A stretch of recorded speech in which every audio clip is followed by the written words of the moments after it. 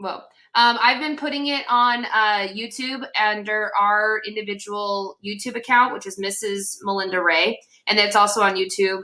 I have all those links that are on there as well. Okay, here we go. Long hot summers. We'll get there. Don't worry. So no worries. It's fine. So really quickly before we get started, so this PDF that I put on here is, and I know that some of you guys can't see it. I sent it out to you, so hopefully you guys can see that as well. But one really quick thing about this is that this is like the really, really short version of the notes, but this one is going to be the, as soon as it comes up, maybe. I'll let it load really quick. So, well, the one that is the Google Doc, that is the best one to be able to get. It's not loading right now. I guess it's being really slow since I'm talking with all of you guys. But anyway, so this one that in theory would be right here is going to be the absolute best one to be able to use. But the other one is really short. So I know that this is not going to be on the AP exam, but oh, there it is. I completely redid my whole curriculum yesterday. I spent like 8 hours on it, even though it's not even going to be on the AP exam, which is fine. But anyways, so just know that this is going to be your best one to be able to do your quiz and things like that, which is going to be on that right there. So before we get started, let's have claps, hooray. Thank you. So I have a surprise for everybody before we start. So I've been missing you guys a whole bunch. So I have a surprise for you guys. So I went to the school. And let's see, I'll pull it over here. I made myself a little thing with all the things you guys have given me. So now we have a little like office space so that we can be able to celebrate all of you guys and I can think of you. So I have it right over here.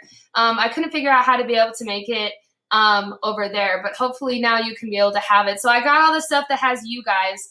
I kind of left all the stuff that wasn't, but I did get my plant and it didn't die. So that's good too. So I'll just have this over here. So if any of you guys want to, you know, contribute, you can send me something and maybe I'll put it on the wall or something like that. You guys could be imprinted in one of my videos, but I got to figure out how to, my room was not made for an office. So anyways, so the plant did live though, by the way. You can send, well, you probably shouldn't like send me actual objects, but you could, I don't know, email me or something, and I'll just put stuff, hi Maverick, and then I'll just put stuff behind me, and then we'll be able to go. So anyway, so that was your little surprise for today, so there you go. Yeah, email, well, like pictures of the object, Alan, obviously. But anyways, history memes, sure. I'll just put everything up over here. We can cover up all the pictures of my son and stuff like that, and we'll just put you guys up instead, so it'll be just fine. So anyway, so that's you guys. So I am thinking of you guys, just so that you're, hi. Just so that you're aware of what is going on. Okay, anyways, so let's get started today. So we are going to be going over the African American Civil Rights Movement today. And let's see, I got to put it all the way up to the top.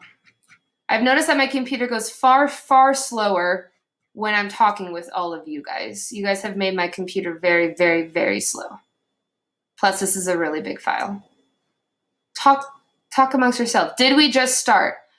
Sure, we just started. We're just about to start the actual lecture part. You missed the shrine, but that's okay. Okay, hold on, guys. There we go. Hopefully now it'll let me open it up. Wait, is there homework due next time? Yes. Every single time that we have lecture, we have a, every time we have lecture, we have an FRQ practice quiz that's 45 minutes long. So the one that's due today is the same exact one, but it's over the civil rights movement. So you do have homework every time, and I'll go over that at the very end, and we'll kind of go over it, and then I have to adjust this really quickly once it comes up. Wait just a second. Whoever said I need a gamer computer, don't tell that to my husband, because he's been wanting one for like ever, which would be kind of crazy. All right, let's. Okay, there we go. See, now we're good to go. All right. Okay, so going over the civil rights movement. So really quickly, again, if you have any questions, you can put it on the right. I'm going to be kind of keeping track of that. And then now you can see me this time, so that's kind of nice. But anyways, so we're going to go ahead and go over the major civil rights movement. FRQ is due today, yes. Canvas is back up. So everything with Canvas should be completely ready to go. And to be able to do that, it's 45 minutes. I don't know what RGB means. I'm sorry. Okay. Anyways, so let's get started though on the civil rights movement. So, oh, I forgot to tell you one more thing. You guys got me in trouble last week. So I don't know who did this. So we got reported to YouTube and I got in trouble. So when I got this little email and basically it said that we apparently stole from A&E Networks. And so the apparently what it means and what I got is, so it's this video down here. So the one that was like, this is what will happen when it goes off and we will all die.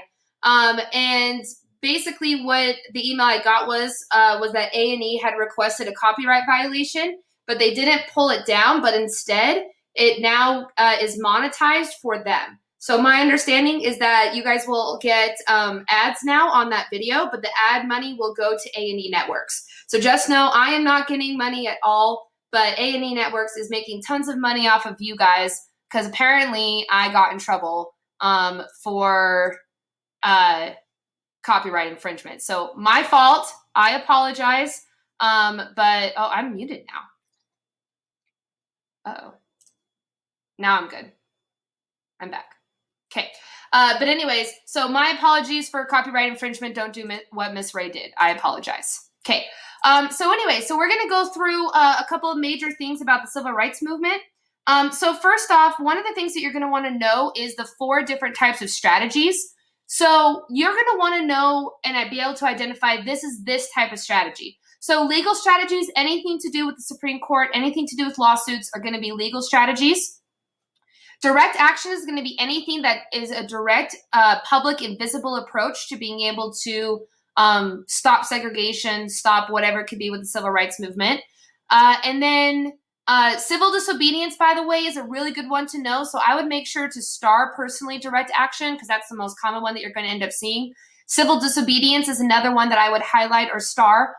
Civil disobedience is basically the refusal to comply with certain laws, specifically to address the concerns with those individual laws. So, for example, we have a couple of them that's actually going on right now. So, for instance, I don't know if you guys saw what happened in Florida, but in Florida, there is a pastor who does not believe that the law is constitutional that is requiring people to not congregate in groups of more than, I think it's 50 in Florida. And so instead, what they did is they ended up arresting the pastor because he had 2 massive church gatherings that had over 300 people at it. And so he was specifically protesting through civil disobedience. And he was arrested and charged with, I believe it's 2 felonies for doing those church things. Now, that's obviously a really exaggerated example of civil disobedience, but let's, for example, say that you have some sort of a rule that you don't like. So, for instance, let's pretend that we have a dress code thing that has changed that says there's a new dress code policy that says, well, I'll give you a really good example of one that happened in Utah at an unnamed location because I'm not getting in trouble. But basically what happened is that there was a school here in Utah that banned for prom anything that was did not have cap sleeves or longer. So unless your sleeves for prom came to right here, it was banned. So no strapless dresses, no halter tops, anything like that. Those were all banned. So what did everybody show up to prom with? Sleeveless dresses. And so that was their example of a civil disobedience to show you can't tell me what we are going to be doing. We're going to do what we want to do. We actually had a person here in Utah that was really famous for that civil disobedience. They were protesting the land that was being sold in southern Utah for oil. So what he did is he showed up to the auction. He bid millions of dollars more than everybody else, won it, and then refused to pay. And he ended up getting arrested for that. So oftentimes civil disobedience results in some sort of an arrest. And I gave you some examples right there. Nonviolent protest is pretty much anything to do with Martin Luther King Jr. is probably going to be a nonviolent protest.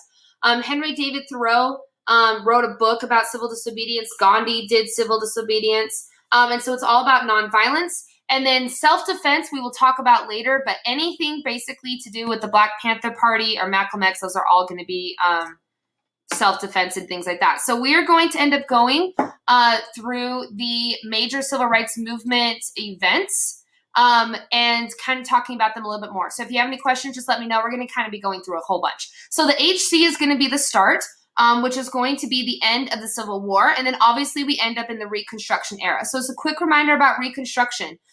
Reconstruction was supposed to bring the country back together, but instead it didn't really help a lot of African Americans. So we have the 13th, 14th, and 15th Amendment, which remember is going to revolve around citizenship rights, voting rights, things like that. And ending slavery as well. But instead, it doesn't really give that much opportunity. So yes, you have the right to vote, but we're going to stop you from going into the voting polls with guns or different things like that. This is also going to be the era of the Jim Crow laws, which we talked about before. So laws that specifically discriminated against African Americans. And this is also going to be the times of lynchings, of attacking different people, which we've talked about previously. When it comes to African American rights and civil rights and things like that. So anything that has this kind of like pinky salmon-y color, I don't even know what it's called. But anytime that comes up, that's going to be a new president. So it kind of shows you the progression through the presidency. So Harry S. Truman becomes a president after FDR dies.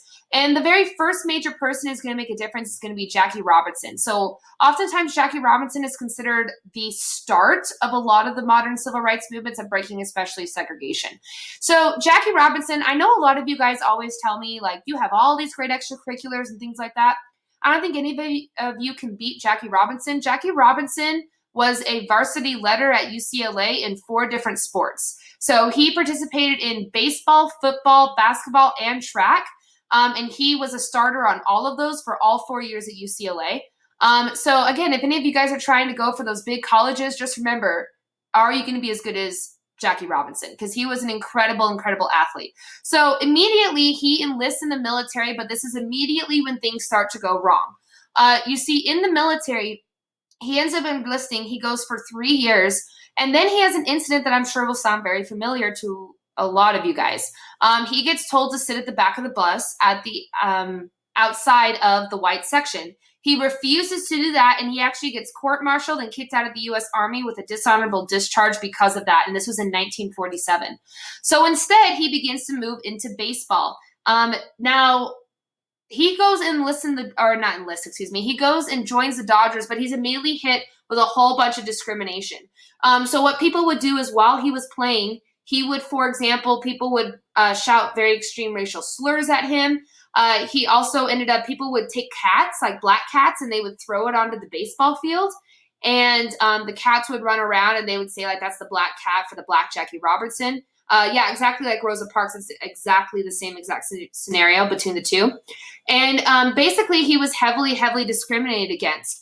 Now, if you've ever seen the movie 42, it's a really good movie that you can be able to watch about Jackie Robinson. His number is actually the only retired number in all of Major League Baseball. Nobody else can use the number 42. It was retired in 2001 in honor of Jackie Robinson. But why did people want to honor him so much? Well, first off, people were awful to him. So, for example, the guy you can see on the right, he was the manager of the Phillies.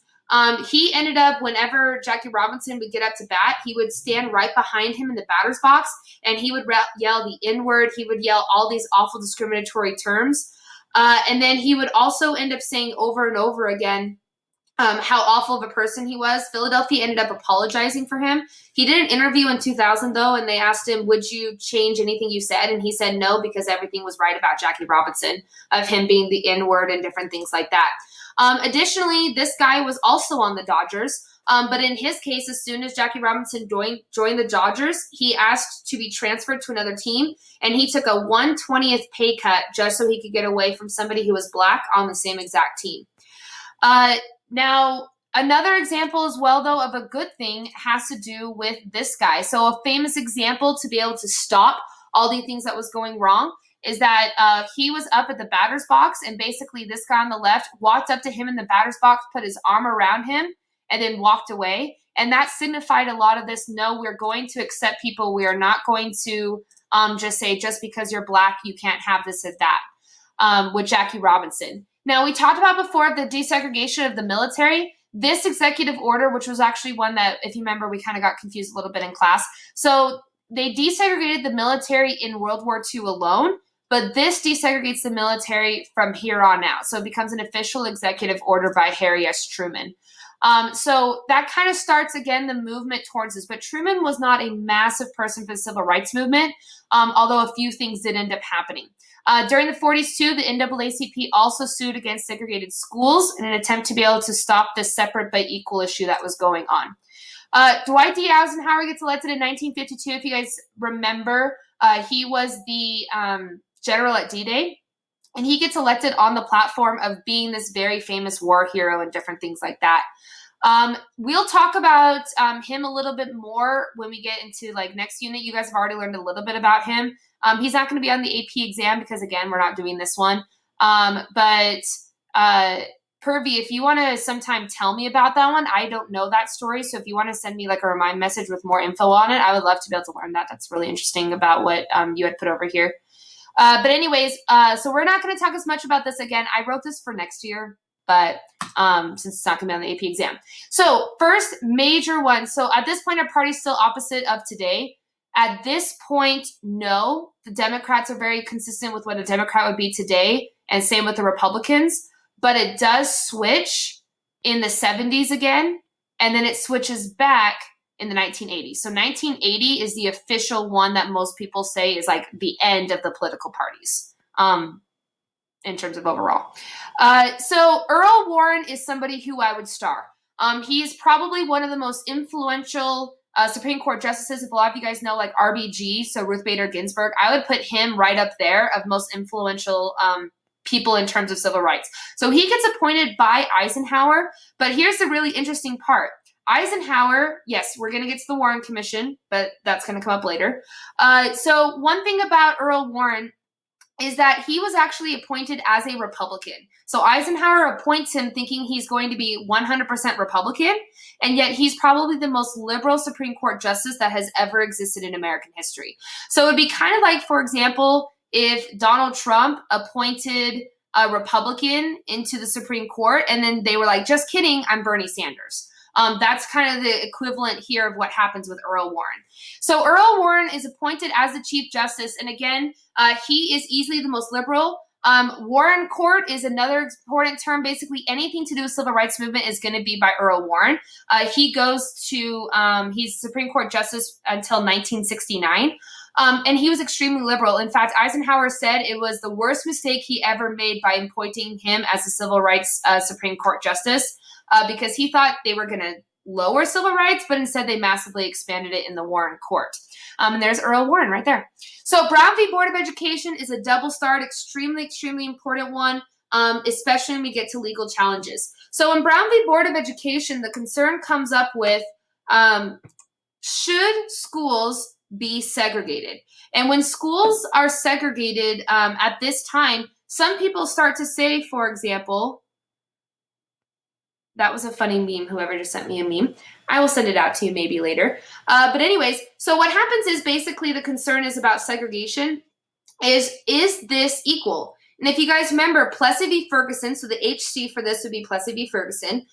Plessy v. Ferguson is going to say you can have separate but equal facilities. So yeah, you both get an education. It's just your textbooks are from 1900 and the white schools are from the 1950s. Or you don't have running bathrooms at your school, but the white schools do. And so it contends, is this equal and fair? So basically, it's going to challenge Plessy v. Ferguson. So over on the right are all the kids who end up suing in this Brown v. Board of Education. They were all from New York City. And they want to challenge this, is it separate but equal, or is it separate but not equal? So what ends up happening is basically they decide that Plessy v. Ferguson is unconstitutional. The idea is separate but equal is completely unfair, and it officially desegregates the school system in the United States. And yeah, this is one of the most important for AP Gov, so you are correct. If you do take AP Gov, it is definitely one that you're going to want to know. It was actually on the AP exam, I think it was last year. It was on the AP exam. I can't remember. We had the alternate exam in Skyline, so I can't remember if it was the big exam or the small exam. But obviously, this is not something that ended up continuing. In fact, I hear a lot of people are like, great, the schools are desegregated in 1953, but they're not.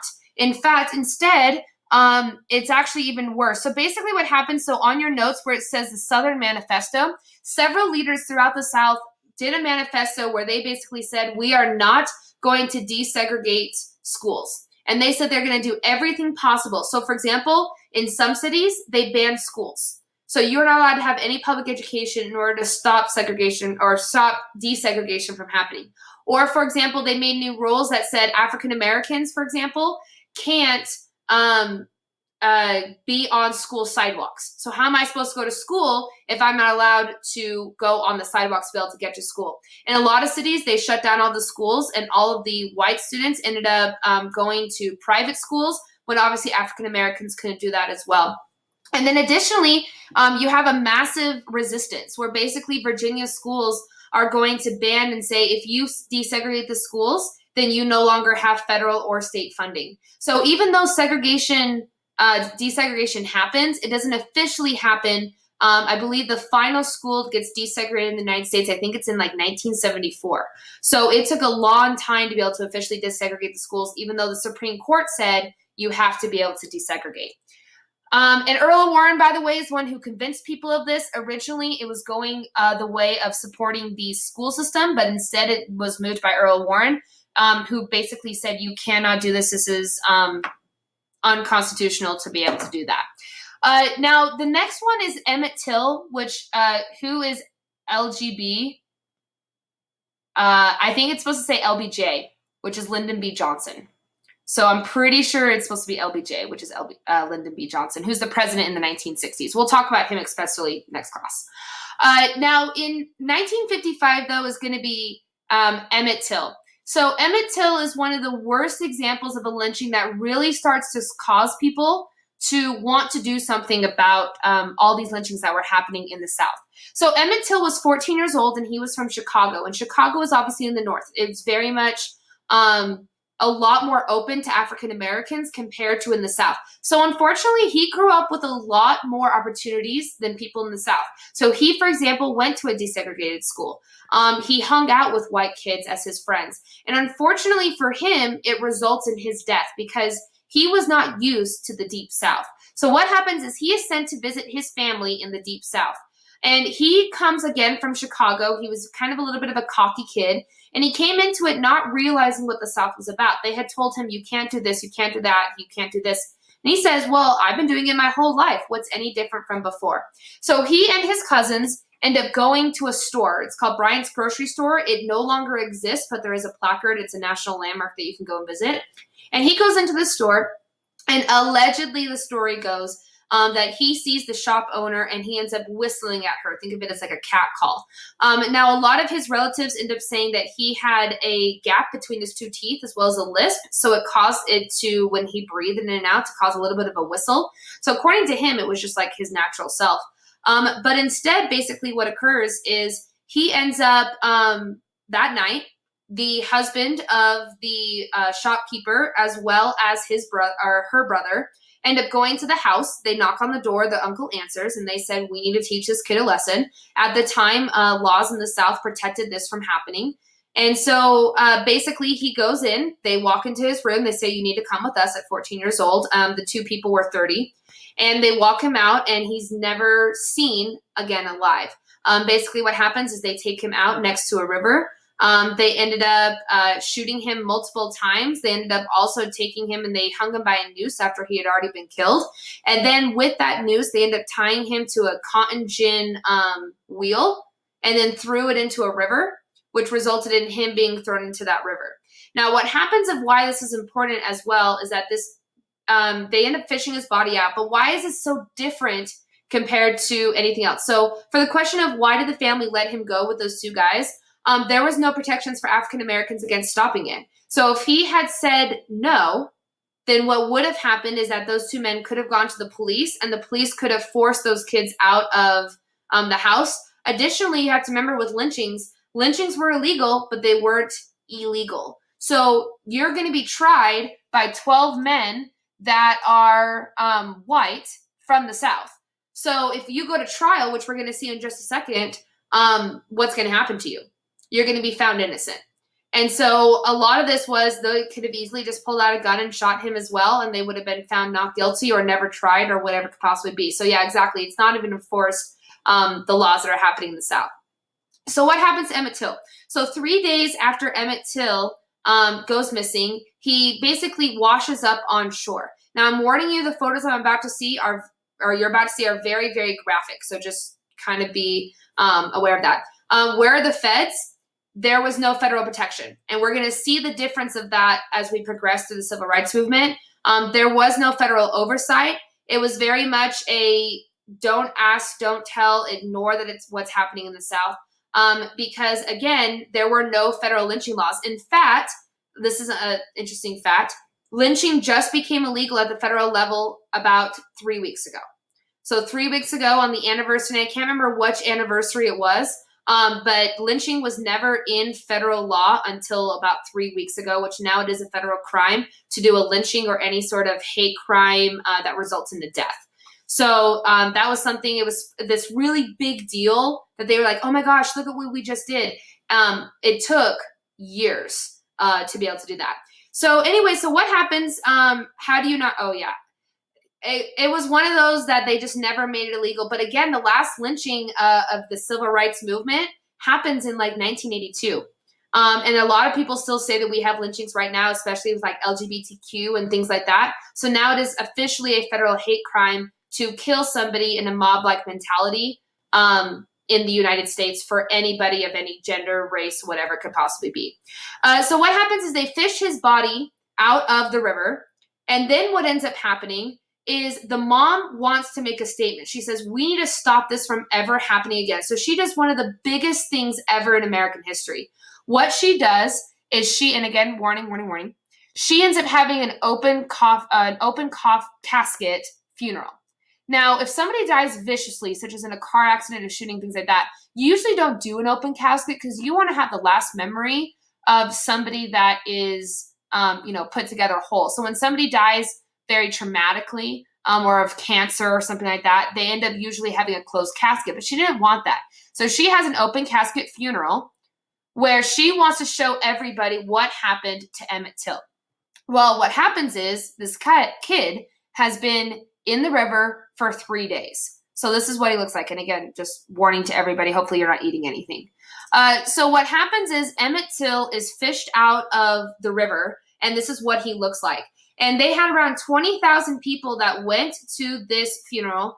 And basically what happens is that he ends up having this awful, terrible thing. And all these images basically go viral around the United States about what had happened to him. And so because of this, they put these guys on trial. And I just want you to remember, this is a trial of 2 white guys in the South that are going to go in front of a 12-men all-white jury. So basically, they have this massive trial all about the death of Emmett Till. And what ends up happening is that the famous incident is that Uncle Moses, who was the uncle to these guys, famously stands up in the courtroom, points over and says, there he is, when he is asked who did this to Emmett Till. He was told previously that he would be killed if he did that, but he did it anyways, and it didn't matter. Well, what do you think ends up happening to Emmett Till, or the killers from Emmett Till? Well, they have a 15-minute jury deliberation, and what do you guys think is going to happen? They're found innocent, right? So what happens is after 15 minutes, they're found not guilty, and they're let go free. Well, unfortunately, what happens for them is as the civil rights movement goes on and on and on, they are seen as a lot of villains. Their store closes down. They lose a lot of money. So interesting thing that happens. In 1980, there was a magazine, think of it as like a People magazine, that ends up offering them each $500 to be able to sell their story of what happened. So the 2 guys, so the brother-in-laws, go and admit to 100% of everything. They say how they did it, which is why we know a lot of what happened to Emmett Till is because of what was in this magazine. They say how they did it, why they did it, how they killed him, what this kid looked like, how he pleaded for his life, all these different things. And what ends up happening is they publish everything of what happened. But could they be tried again? No. And the reason why is because, again, double jeopardy. So even though they fully admitted to what they did, they could not be tried again. They ended up both dying. Interesting fact, though, back in 2013, the wife was still alive, and the federal government did consider charging her with a crime But she was, I think it was like 95, and they decided not to charge her, but they did consider it, but they did not end up doing that. But really, Emmett Till kind of is a good example of what can happen in terms of triggering a lot of the civil rights movement, as especially an emotional connection to what was going on. Now, the Montgomery bus boycotts is a fantastic example, though, of how you're going to start to trigger things with direct action. So here's basically what happens, is that it all starts with this lady. Who's this? Everybody know? Everybody? Who is it? Rosa Parks. Rosa Parks, thank you. You guys have all learned this from like a little itty bitty kid, right? It's not Emily Dickinson, but very close. But this is Rosa Parks, probably the most common person that you're going to end up seeing. Also, flashback, look at this guy, Martin Luther King Jr. in the back. Now, Rosa Parks, we all know because she did what? Who can tell me either in chat or online what she do? What did Rosa? Yeah, okay. She sat in the back of the bus, right? So what? Or she refused to sit in the back of the bus. Excuse me. So what happened is that, as you guys all know, she ends up telling the people that come in, "No, I will not go to the back of the bus," and she gets arrested, right? And she's the first one to do it, right? Well, obviously not. In fact, this is an interesting fact about Rosa Parks. She was not the first one to do it. In fact, the first one to do it was this lady, Claudette Colvin. She was 16 years old when she refused to go to the back of the bus. She ends up getting arrested. She ended up, I think, spending like 8 months in jail for this. So why have you never heard of her, but you've heard of Rosa Parks, who does this 8 months later? And the reason why is because she was not the poster child. They wanted somebody who was perfect for the scenario. So, for example, they wanted it to be something, for instance, that basically said, she was perfect. She was the grandmotherly figure. She had never been arrested. She was the head of the NAACP and a lot of different factors. The problem with Claudette Colvin is that she was a teen mom. She'd been kicked out of schools, and she'd been arrested previously. So if you're choosing between the two, they want the poster child of the woman who would be perfect for this scenario. So she ends up doing the very famous of where she sits at the back, or she refused to sit at the back of the bus. She was in the black section, but there was too many white people that had gotten on, so they asked her to move back.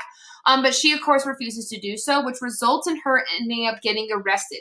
Now, this begins the famous Montgomery bus boycotts. And if you also want to put next to Montgomery bus boycotts, this starts Martin Luther King Jr. So Martin Luther King Jr. is a reverend, and he is going to end up saying, we need to boycott the buses. 80% of the buses in Montgomery were ridden, the ridership was 80% black. So if we boycott this, it'll show in direct action that something needs to be done. So what they did is they boycotted, and it was extremely successful. The buses ended up basically going bankrupt all throughout Montgomery, Alabama. So what are they going to end up doing? They are going to end up resulting in basically making laws to prevent this boycott from going on. So, for example, they made a law. So how did people do it? They had basically carpooling. So you're going to carpool back and forth to the different areas. Well, they're going to make a law in Montgomery that says you cannot have more than 2 people in a car at a time if you are black. So what are they going to do instead? Well, they're going to walk to work. And the average person walked almost 8 miles to work every single day. So what are they going to do? They're going to make a law that says you are not allowed to walk with more than 5 people on a sidewalk. So what do? They walk with more than 5 people on the street. Then they make a rule that says you can't walk on the street. So then they say, well, instead we're going to ride our bikes. Well, then they make a law that says if you're African American, you're not allowed to ride a bike more than 1/4 of a mile, or else it's illegal. So basically anything that they could be able to do to stop all these things that were going on. Well, what ends up basically resulting in is that after all of these bus boycotts, they end up finally ending the boycott and allowing it to be able to be done. But obviously there were boycotts all over the place, and it wasn't until 1959 that the bus systems were officially desegregated in the United States. Now, at the same time, this is when the SCLC, which is a star term, gets created. The SCLC is going to be the Southern Christian Leadership Conference, and you just need to know next that Martin Luther King Jr. Basically, they were nonviolence. They were big into Gandhi and Thoreau with civil disobedience, and to do anything possible to be able to stop what was going on. And bye, Gunnar. Thanks for coming, though. But anyways, so basically what happens is that they are going to end up establishing the SCLC to be able to do that, with Martin Luther King Jr. at their head of that. Now, Little Rock 9 is a great example of a way that they're going to challenge the Brown v. Board of Education decision that had happened previously. So basically what happens with the Little Rock 9 is that they know that Brown v. Board has desegregated the schools, but none of the schools were desegregated. In fact, after Brown v. Board, so this is 6 years later, less than 3%, should I tell her in the chat? I'm not sure what you're talking about, sorry. But anyway, so less than 3% of African Americans in the South were at desegregated schools. So basically what happens is these Little Rock 9 are going to challenge that, and they're going to show up and try to enroll in a place called Little Rock High School in Little Rock, Arkansas. So basically what happens is they show up, but there's a problem. You see, the night before, they had found out that there was going to be this huge, massive protest in front of the school. So they all phoned each other to let them know, hey, don't come this way. We're going to go around the back, and the police are going to escort us in, except there's a problem. You see, this girl right here did not have a phone. And because she didn't have a phone, she never got the call that they were supposed to do this. So on the morning of, everybody else goes around the back. And they have this huge mob in front of Little Rock High School. What ends up resulting in is while 8 of them went to the back of the school, one girl ends up going to the front. And that's where you get the very, very famous photos. Now, she walks from her car to the front, and she was, people threw things at her. People said many racial and gender-themed slurs at her, all the different things to be able to show her that she was not welcome at this school. And she didn't care. She walked in without any issue whatsoever and went into Central Rock High School. Well, what happens is Governor Faubus, this is your villain, one of your villains for the day, he had actually been elected on the slogan that said segregation forever. So he said that he would not get rid of segregation whatsoever. So what does he do? He sends the National Guard to prevent these kids from coming in again. So what happens is he deploys over 2,000 National Guardsmen to prevent these 9 kids from going into Little Rock High School, or Central High School, excuse me, and basically prevents them from going in. Well, what happens is this actually ends up directly leading to Eisenhower having to do something about this, because now this is stopping a federal law. So Eisenhower ends up resulting in himself sending in over 5,000 U.S. Army men to stop what was going on in Little Rock, Arkansas, as well as also militarizing and nationalizing the National Guard to prevent Faubus from doing this again. And it allowed them to be able to go into the school. Now, out of all the people, unfortunately, it was not as successful as you might think. In fact, basically what happened is out of all the 9 people, only 2 of them ended up graduating. Most of them were expelled for various issues. A lot of them left. However, it did really start the desegregation of a lot of the school systems. Now, a couple of years ago, I shouldn't say a couple, more like 20 years ago, Oprah did a special where she brought the Little Rock 9 back together, all the people who were still alive, and they ended up being confronted by the people at Central High School who had discriminated against them. So I'm going to show you this clip really quickly, hopefully, so that you can kind of see what happens when they end up interacting for the first time after what had happened at Central High.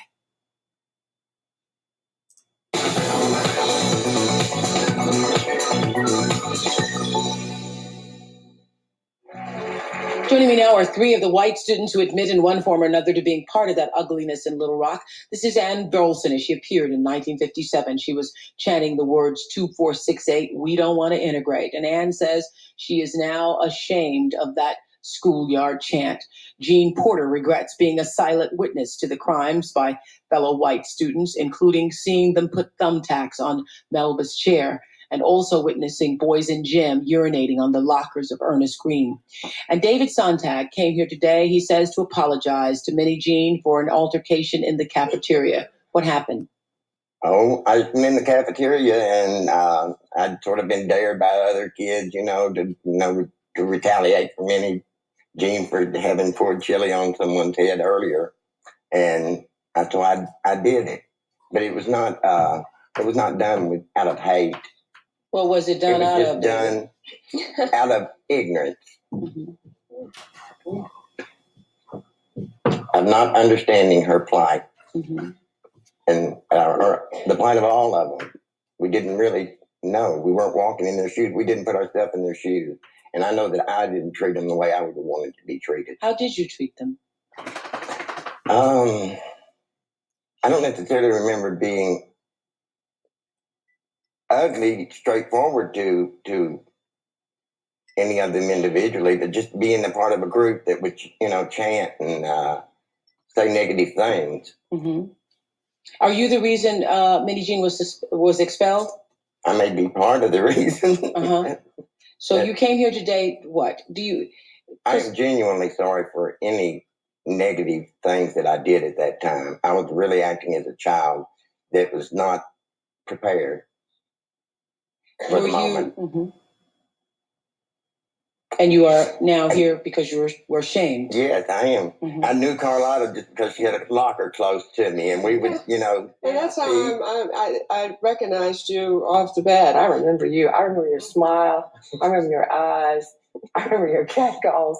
You used to get me coming out of English class, walking down the hall. You remember that? And I've never forgotten your name. I've never forgotten your name. Never, ever. Was he not nice to you? He was insidious because he was continuous. He was like relentless. Does his apology mean anything to you? I would like to come forward. A lot. Guys, sure. Yeah, it means a lot. I want to get this out.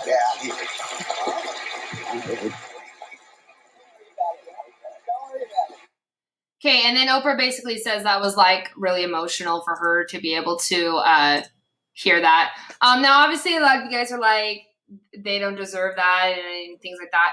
By the way, a quick just so that you are aware. So she was one of the kids that was expelled. So what happened is there was a day that basically several kids came up to her and poured hot chili on her. And so she responded by grabbing chili and pouring it on them, and it resulted in her getting expelled. And note, because I know a lot of you guys will ask, did they get in trouble? No, they did not, because it was seen as self-defense. That was what was written in the official documents, is that the kids had done self-defense by pouring the chili on her. They had accused her of, I guess, saying something to them or something like that. But she did end up getting expelled for that. So the next one is another example of, again, a direct action. So how can we specifically challenge what is going on? This is a great example of civil disobedience, and it's called the Greensboro sit-ins.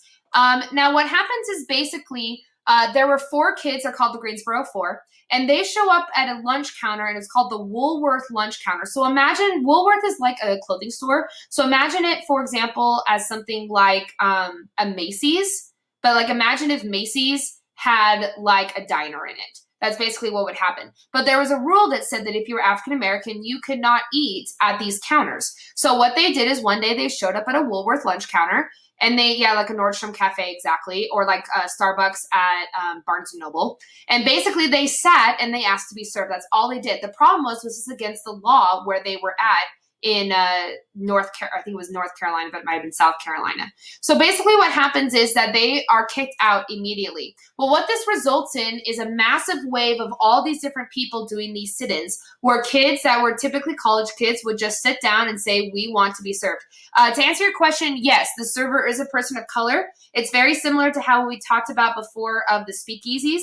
It's not illegal for you to serve somebody who's white. You just can't be served in the same location. If that makes sense. My husband's calling me, don't know why.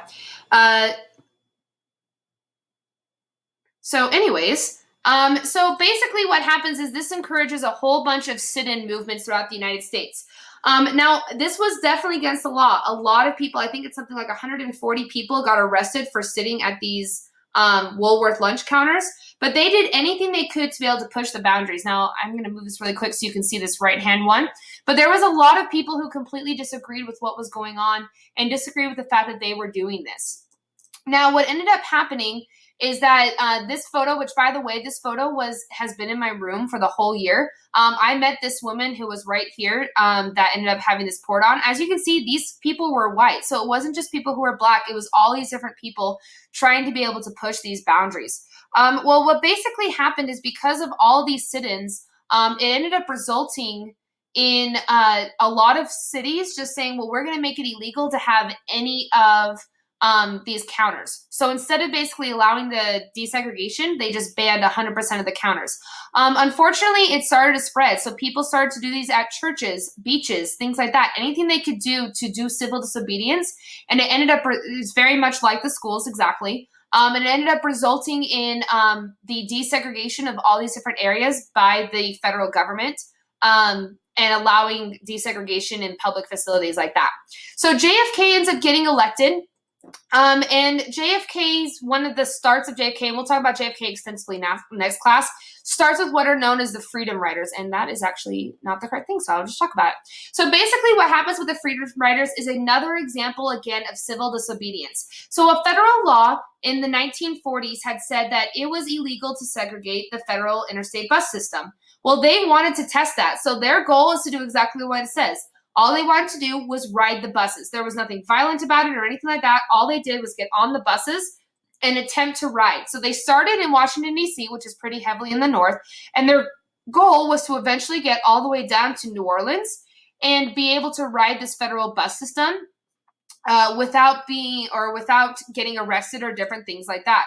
Well, unfortunately, this doesn't exactly work out well for them. Several of the buses resulted in people getting hurt. This guy on the right, as you can see, he was white. In fact, about 80% of the Freedom Riders were white.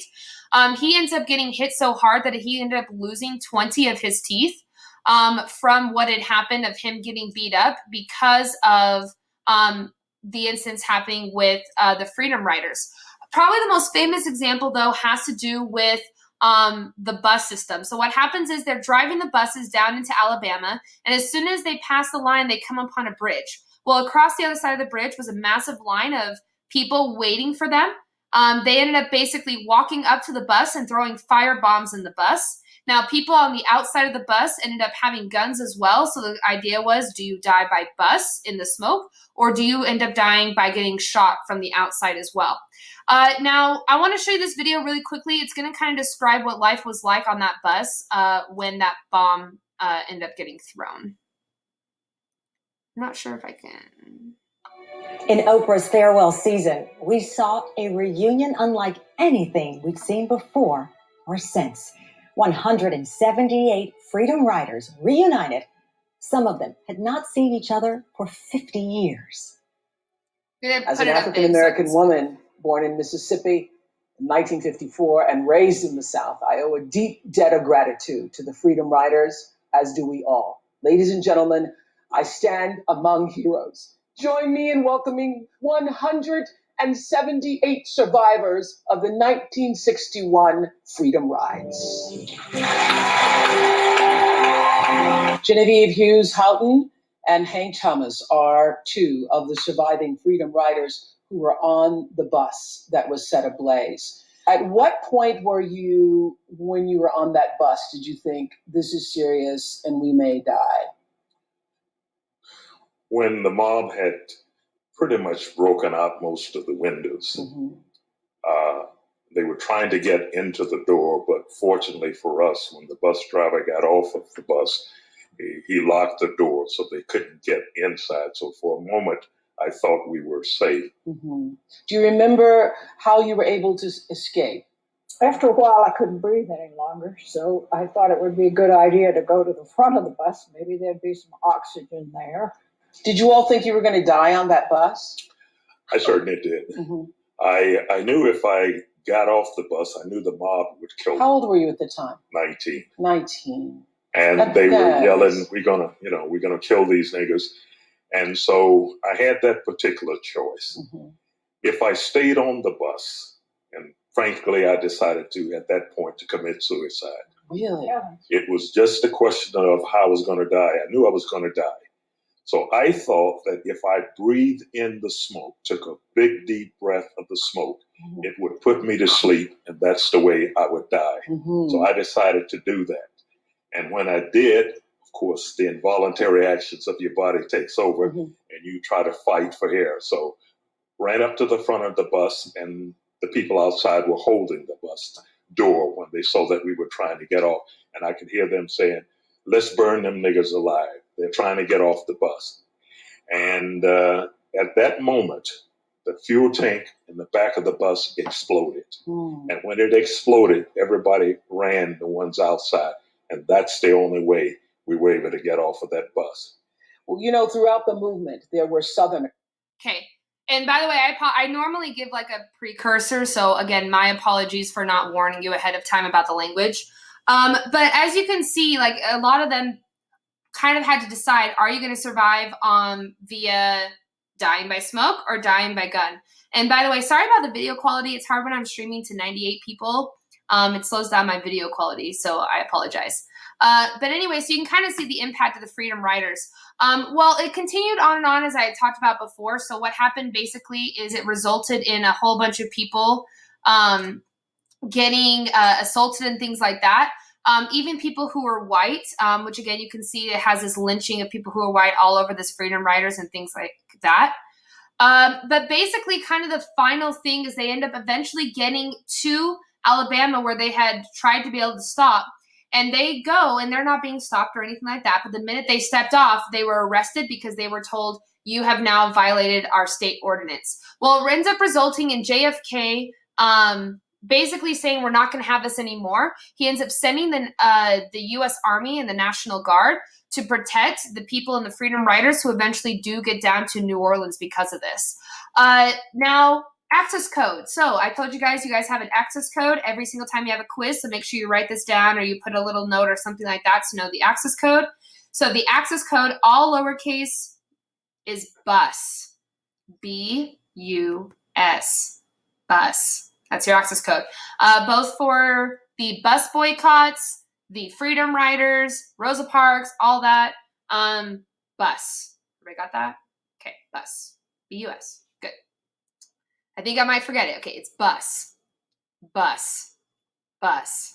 Good now? Okay, good. All right. So basically what happens Wait, for what quiz is this? Okay, hello, person. Hi. Hey. For what quiz is it? Yeah, so this is the quiz for the FRQ practice quiz, African American Rights. Okay. So the last one, the access code was on the last lecture. Okay. Yeah. Did you post them online? The lectures have been posted Okay. since last Friday, yep. Yeah, from YouTube? Yep. Or it's also Okay. on Canvas. Okay. Okay.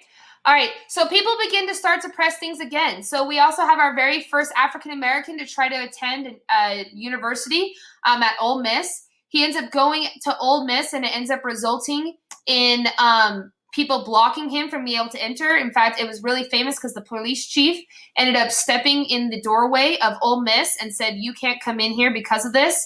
The federal government did have to step in and allow him to be able to do this. Unfortunately, people didn't listen to the federal government. I know this is a little bit off if you printed your notes yesterday instead of this morning. I just flipped them. But basically what happens is Medgar Evers, who is the head of the NAACP, gets murdered after people again tried to be able to enroll in mostly white universities in the South. Well, what happens is that once he is murdered, this is kind of when JFK says we now need to stop this, and it forces him into stopping the civil rights or stopping segregation in the United States. So because of this, it really jolts him into making a whole bunch of different civil rights legislation to be able to help African Americans throughout the United States. Now, interesting fact about the guy who ended up murdering Medgar Evers. So he was tried twice in the late 1960s and was found with a hung jury both times, so it was considered a mistrial. In the 1990s, this guy was a prosecutor for the state. He reopened the case, found new evidence, re-prosecuted him, and he was found guilty 30 years later of that crime. And he was found, he received 99 years in prison, but he ended up dying about 15 years later. But he was eventually convicted of what had happened.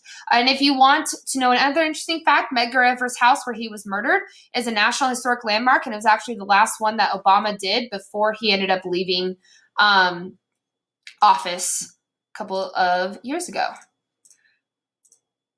So this begins the Birmingham campaign, which is another one that I would personally star because it really kind of jolts people into realizing that they need to be stopping what's going on throughout the United States. So basically what happens in the Birmingham riots is that Birmingham is segregated. So their response is, let's close everything in Birmingham. They closed parks, schools, swimming pools, anything that people wanted to have desegregated, they closed off so that they wouldn't have to comply with desegregation laws. Well, it ends up resulting in Martin Luther King Jr. Doing a march about this issue. Well, he ends up getting arrested, and when he's arrested in Birmingham jail, he creates one of the most famous documents in civil rights history called the Letter from Birmingham Jail. And in this letter, he basically outlined 4 different things that he wanted in terms of nonviolent protests. So the first one he said is gathering of facts. So I'm sure you guys have met somebody who debates politics with you but has no idea what they're talking about. You need to be able to know what is going on to be able to be strong in your movement. The second thing is negotiation. You can't just say, I'm going to 100% get everything I want. You have to be willing to negotiate.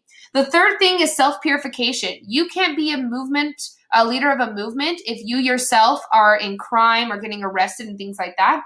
And then the last one is direct action, doing something about these segregation issues. And this goes out and becomes very, very famous. Well, unfortunately, what happens is that Birmingham becomes a massive riotous place. Basically, what happens is Bull Connor, who was the head of the police force, sends out multiple things. So, for example, his most famous incidents, he sends out dogs, for example, as you can see in this picture.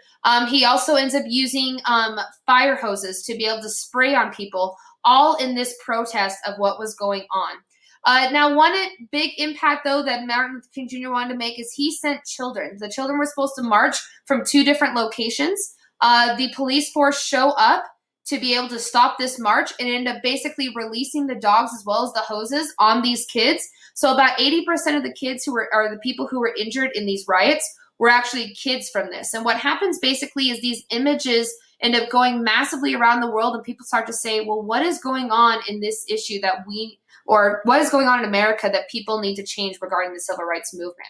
So this kind of begins, I would say, after the Birmingham riots. This is what begins the massive impacts of increasing African-American rights. So it's kind of like the last big event, and now it's going to be a whole bunch of different things. So first we have the March on Washington, which was basically to be able to get jobs and freedom, and obviously results in Martin Luther King Jr.'s famous I Have a Dream speech, which kind of catapults people into starting to support African-American rights. Unfortunately, it didn't last very long. Basically what happened is in Alabama, you had the 16th Street Baptist Church, Arkansas. And what happens basically is that people are unhappy. The schools are being desegregated. People are getting more rights. And so they decided they want to do something about it. Well, what happens is for the last 3 months, there was a massive bombing campaign. In fact, it was so much bombing, they called it Bombingham, because Birmingham, Alabama, I was right the first time, Alabama, was being bombed so much. So what happens is all of these locations where African Americans lived were being bombed so much. They actually called the entire row of African American houses Dynamite Hill because people were bombing it so much. Well, this guy decides that he's going to do something about it. So he tells his daughter, just wait until Sunday morning and they'll beg us to let them segregate. Well, what he does is he places several bombs in the 16th Street Baptist Church and blows them up during one of the church services. Unfortunately, the vast majority of who were injured were actually kids. So the bomb went off in the basement right next to the nursery, and it resulted in 4 girls being killed in the nursery. Almost all the people who were injured were kids under the age of 6.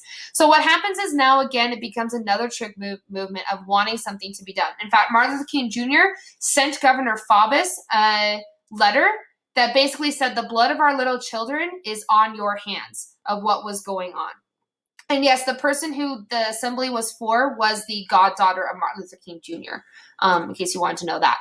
So LBJ becomes the president, and you need to start Lyndon B. Johnson, because Lyndon B. Johnson specifically is going to be the massive civil rights guy in terms of the event. So he's kind of the trigger movement of what's going to happen.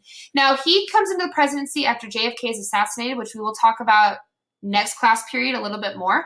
But basically, he starts to be able to say, I'm going to do exactly what JFK wanted to do. So here's what he starts to be able to do. The first thing is the 24th Amendment. 24th Amendment, make sure you know, it expands voting. Basically, what happened is they had a requirement that you had to pay poll tax, like 5% of your income, to be able to show that you had enough money, you were smart enough to vote. Well, what happened is the vast majority of people who were required to do poll taxes were African Americans. So what happens is they ban these poll taxes and don't allow it anymore, which allows everybody to be able to go and to be able to vote. Well, this becomes what is known as the Freedom Summer. And the Freedom Summer was this massive movement to get everybody registered to vote. Well, what happened is in the majority of the Southern populations, a lot of these areas were massively African American, and yet less than 3% of African Americans in the South actually were voting. So instead, what happens is that they are going to do this Freedom Summer where they teach people how to be able to vote, how to get registered. Well, unfortunately for them, the KKK begins to rise. And what happens is they begin to assault people who were trying to teach people how to vote. So, for example, these 3 people tried to create a school to teach people how to vote. It resulted in them being murdered by the KKK.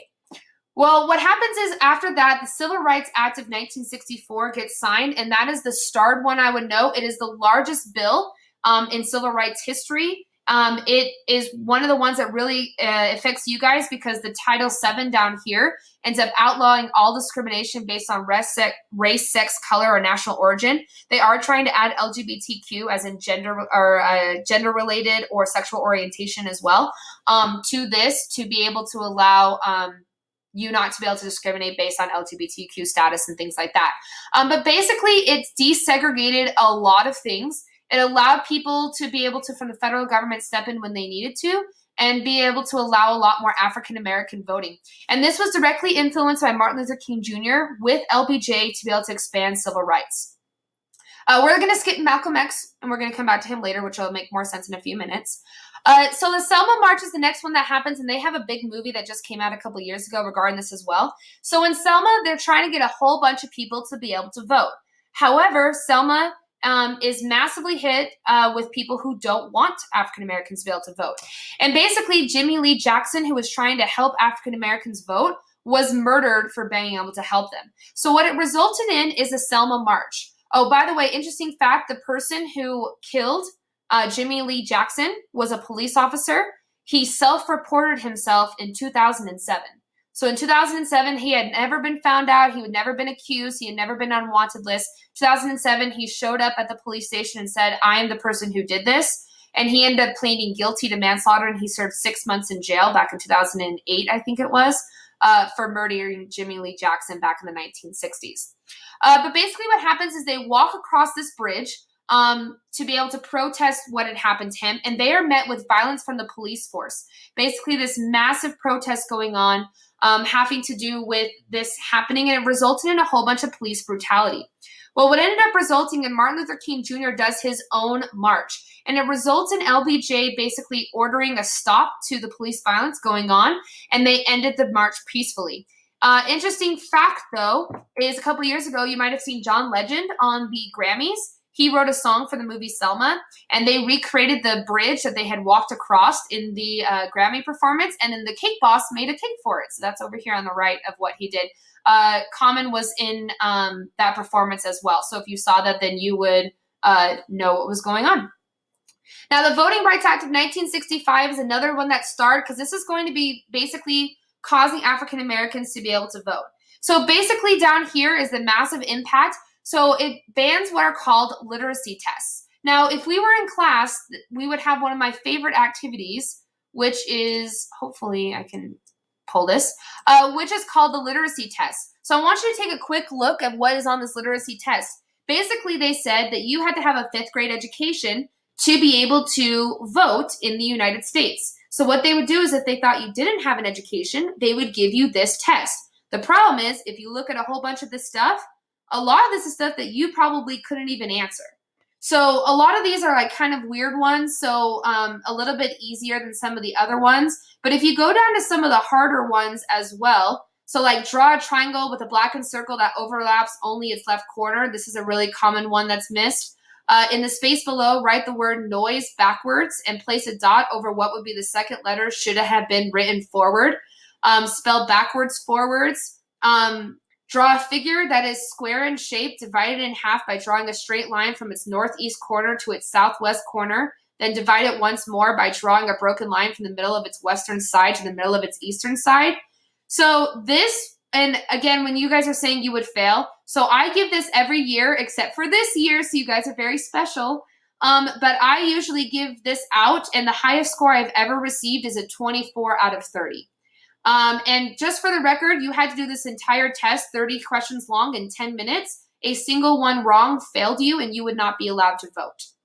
One of the most common ones as well has to do with like all these really weird ones. So you can see like write down the lie provided what you read in the triangle below, but you're supposed to put over here what you read in the triangle below. So if you've ever taken the stupid tests, that's the whole point of this kind of a thing. Now, this Voting Rights Act banned that and allowed it so that you couldn't do that. And because of this, it now massively begins to impact people to be able to vote. So hundreds of African Americans get elected. 740,000 African Americans get registered to vote. Southerners are now voting in African Americans for the first time. People are now concerned about the black vote, and it massively impacts voting in the United States. Which we talked about before. Yay. Okay. And again, the impact of that general voting, you can see of the massive increase of African Americans being able to vote. Now, unfortunately, 65, if you want to put on your paper, 1965 is a turning point for people starting to get frustrated with nonviolence. So what happens basically is it starts with the long, hot summers. People begin to have more job competition because they now have more rights. And so it results in rioting all throughout the United States. And what happens is it leads to the creation of the Black Panther Party, which put next to this like self-defense. Anything to do with self-defense or things like that. Are we going to finish all the civil rights movement? Yes, we are almost done with the civil rights movement. I have 15 minutes to do it, and we're going to get there just in time. So basically what happens with the Black Panther Party is that these guys are going to be the exact opposite of what Martin Luther King Jr. Wants to do.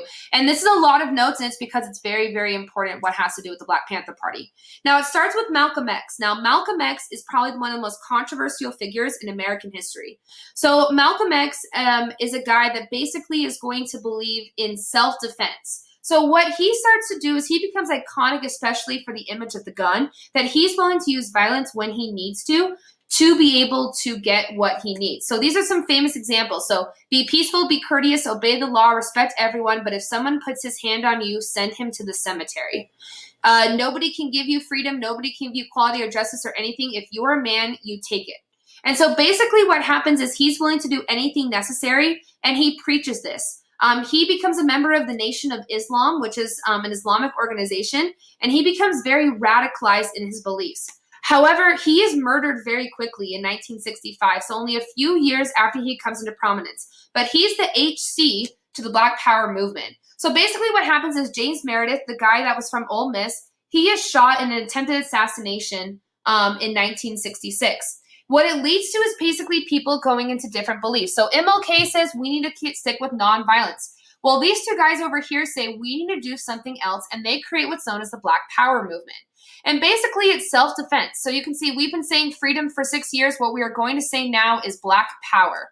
And so basically, the Black Power movement is going to advocate for self-defense of what you can be able to do to be able to get back your rights. The traditional person in the Black Power or Black Panther movement as a female typically had an afro as well as a male as well.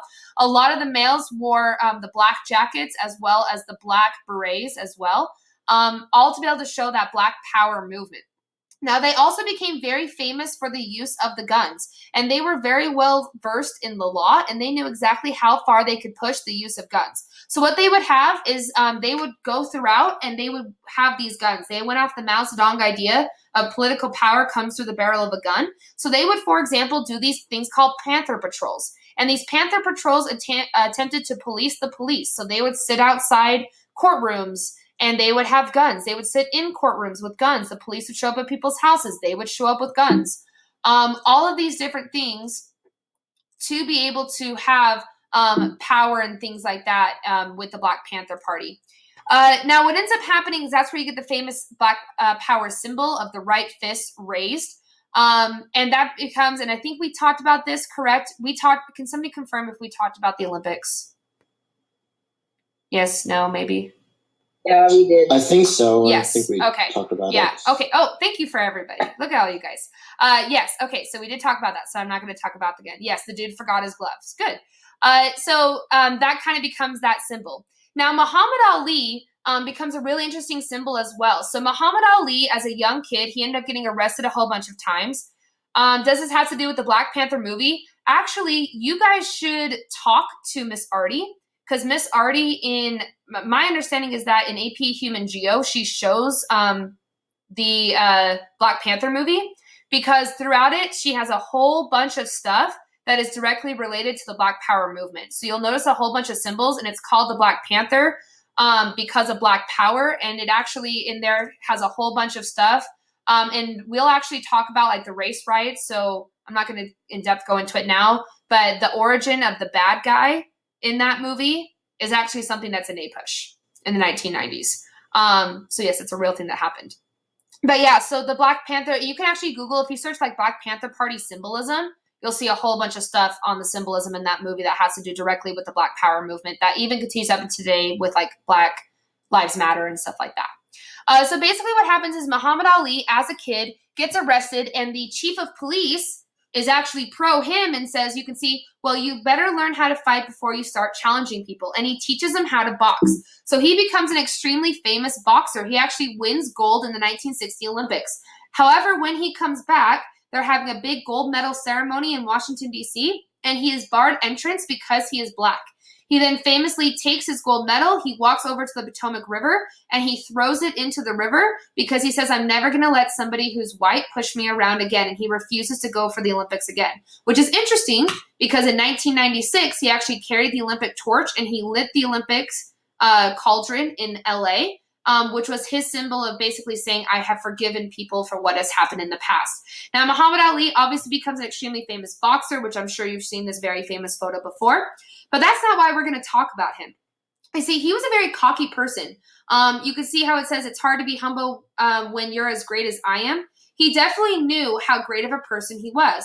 Well, he converted to the Nation of Islam, just like Malcolm X. And Malcolm X basically became his mentor. And Muhammad Ali definitely was one of the people that was really, really influenced by Malcolm X. And they became best friends. Muhammad Ali babysat Malcolm X's kids.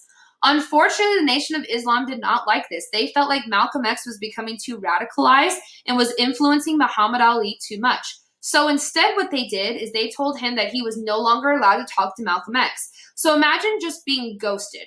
That's what happens with Malcolm X. Well, what ends up happening is Malcolm X basically gets ghosted by Muhammad Ali. And what ends up resulting in it is that Muhammad Ali just stops talking to Malcolm X. Really famously, they both go to Africa, and while they're in Africa, they end up happening to be at the same train station at the same train station at the same time. Malcolm X famously calls over to Muhammad Ali and says, "Brother, I have missed you." And Muhammad Ali turns around, walks away, and doesn't say a word to him again. Malcolm X is then killed by assassination a few months later. In his memoirs, Muhammad Ali did say the biggest regret he ever did was following the Nation of Islam rather than following Malcolm X. So it's really kind of sad falling out. But why you got to care about him as well, though, is that after he converts, he goes against the Vietnam War. He begins to protest it, and most famously, which just warning you, swear word on the next page, is because basically he shows up for or not this page, but the next page. He shows up for the draft, and when he shows up for the draft, he refuses to go ahead. They call his name multiple times over and over and over again. He refuses, and he gets arrested, and he famously says the reason why, which I'm just going to let you see it on the video, is he makes this very famous thing that basically said the Vietnamese never did anything to me wrong. Because of this, he ends up getting 5 years in prison and a $10,000 fine. Trump did say he's considering giving him not clemency, but pardoning him post-mortem because of the fact that it basically ruined his entire career, even though we know him as the very famous Muhammad Ali today. So Martin Luther King Jr. gets assassinated. He had begun to protest the Vietnam War. People again turned against him. People started to move much more into supporting Malcolm X and Black Panther stuff rather than nonviolence. For the person who asked, did they ever find Ali's medal? The answer is no. The only one who knows that is that's what he had put in his memoirs of what happened, but nobody has ever found it as far as I'm aware of his gold medal, and he refused to participate in any Olympics after that, after being shunned. So basically what happens is he begins to start to try to be able to get his reputation back. He ends up getting killed, and he ends up getting assassinated, and that person does get convicted and ends up going to jail. And it causes a whole bunch of rioting in the United States. And then the last topic that we're going to talk about is affirmative action. So affirmative action ends up resulting in the last, probably the most controversial out of all of the things. So it has to do with college admittance. So basically what happens is that starting in the 1965s, they do this thing called affirmative action. Now I want you to think in your head, who should be allowed to get into college? So should it be people who are like you guys working hard in AP? Should it be anybody should be able to get into college? Should it be, for example, something like this? So this is obviously Olivia Jade, which is obviously the really famous scandal of what them paying to be able to get their kids into Ivy League and very esteemed colleges. But who should be allowed to get in or not? Should you, for example, be allowed to pay for somebody else to take SAT scores to be able to get your kid into college? Well, what happens is now about race. Should race be allowed to define if you get into a college or not? Well, before you say no, let me explain what happens. So basically what happens is they do affirmative action where they start to say that you have to have race as an entrance to be able to get employed or possibly to college. So if I'm picking between two equal applicants for my job, I can use race and say this person should be allowed to get in so that we should be allowed to have more minorities in different things. Well, what happens is this begins to have questions. Is that social justice or is it reverse discrimination? Now, reverse discrimination is a very controversial term. For example, there was a guy a couple of years ago that had a big bar party that said it was White Appreciation Day, and he was shut down. And what he said is, well, isn't that just reverse discrimination? There have been people who have said, should we have if we have Black History Month, should we have a White History Month? All of that in the idea of what is reverse discrimination, and that word becomes the key thing having to do with this decision. Now, a lot of the images I'm about to show you, I'm just letting you know, are very controversial. So just be aware of that as we go through this. But again, should you, for example, if you're applying for a college, should you be able to get a priority if you are a minority compared to other people in an attempt to be able to have equality amongst things? Well, what happens is colleges begin to establish a quota.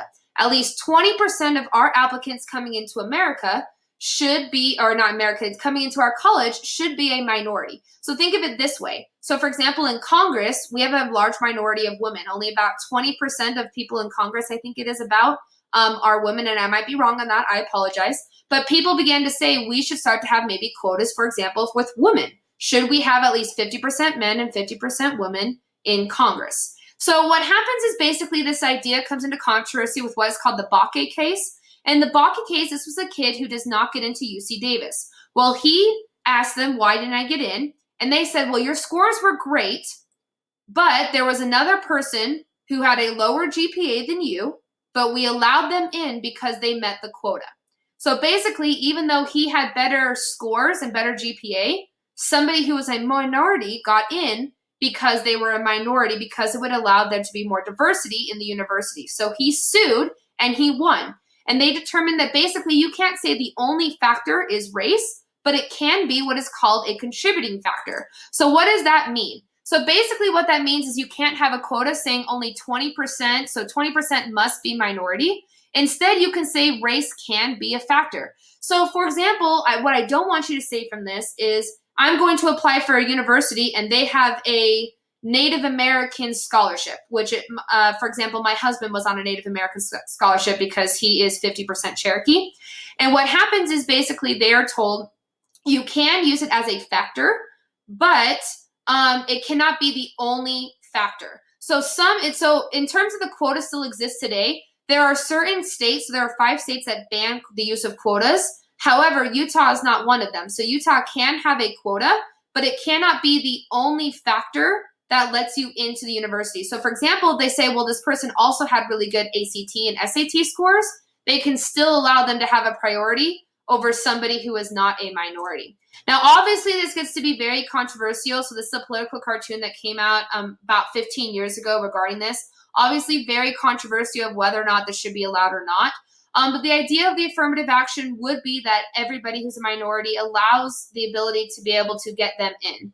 Am I going to be done soon? Sorry for bothering you. I'm actually right at about 82 minutes right now. So that's actually a normal class period. Which, yes, this is actually was going to be the end in just a second. So my apologies for taking too long of your time. But anyway, so basically what happens is that you can still be able to use this as a factor. But you can see that this was actually a poll that happened in 2013. And this poll that was in 2013 said that you can see that 28% of Americans do support considering race in college admittance compared to solely on merit. And as you can see, as you start to get into the minorities, you can see that as well. So quick overview of what you need to know for today for your guys' homework assignment. First off, you have an FRQ practice quiz that's due today. Canvas should be available for you to be able to use. You have another FRQ practice quiz. One quick thing to note about this one, it does have a little bit of a contextualization. It's going to ask you to compare this time period to a time period in the past. So just be aware of that as you go to take it. You might be questioned on it. And it's all about African-American civil rights. Other quick things, your one pager for period 7 is due next Monday, so make sure you keep that in mind. And your not so typical is also due next Monday, but if you did the full board game, even if it was as a group, you can do exactly the same submission as you did previously with the extra credit and be able to submit that in. Okay, so